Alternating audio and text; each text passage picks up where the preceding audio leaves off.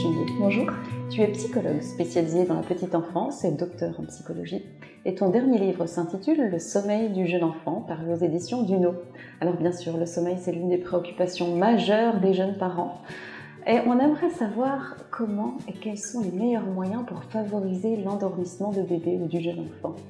Alors les travaux en chronobiologie mettent en évidence 3 ingrédients clés pour favoriser l'endormissement et le sommeil de l'enfant aussi la nuit. Le premier ingrédient, c'est la mélatonine. La mélatonine, c'est l'hormone qui va favoriser l'endormissement et qui se sécrète dans l'obscurité. Donc, ce qu'on peut faire concrètement, environ une demi-heure avant que l'enfant se mette au lit, on va venir diminuer la luminosité de l'environnement. On va éviter les lumières trop blanches, les LED, les écrans avec les lumières bleues et favoriser des éclairages indirects, diffus et, si possible, de couleur orangée. Et aussi, la nuit, faire attention à la veilleuse. Ne pas prendre de veilleuse qui soit trop forte, trop blanche, trop intense. Privilégier une veilleuse indirecte, diffuse et la moins intense possible. Merci. Donc nous avons le premier ingrédient, la mélatonine. Quel est donc le deuxième ? Alors le deuxième ingrédient, c'est le cortisol, qui est l'hormone du stress par excellence.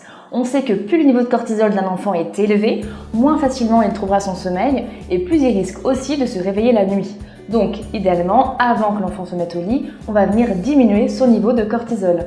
Ça peut être par de la relaxation, par des temps de massage, ça peut être aussi par des temps de tendresse, de câlin, de lecture, avec une parole et un débit plutôt lent. D'accord. Et le troisième ingrédient ?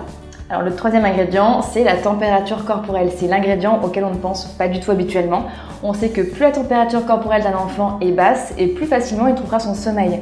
Donc déjà on va arrêter ou ne pas surchauffer la chambre d'un enfant, pas plus de 19 ou 20 degrés la nuit. On peut aussi ouvrir la chambre de l'enfant, l'aérer même s'il fait froid pour venir diminuer la température de la pièce. Et aussi on va éviter de surcouvrir l'enfant et notamment ses pieds. On sait que ses extrémités gagnent 1 degré pendant la nuit. Ça peut être une source en soi de réveil nocturne potentiel. Très bien, donc si je synthétise, mélatonine, cortisol et température du corps. Exactement. Merci beaucoup Héloïse. Avec plaisir.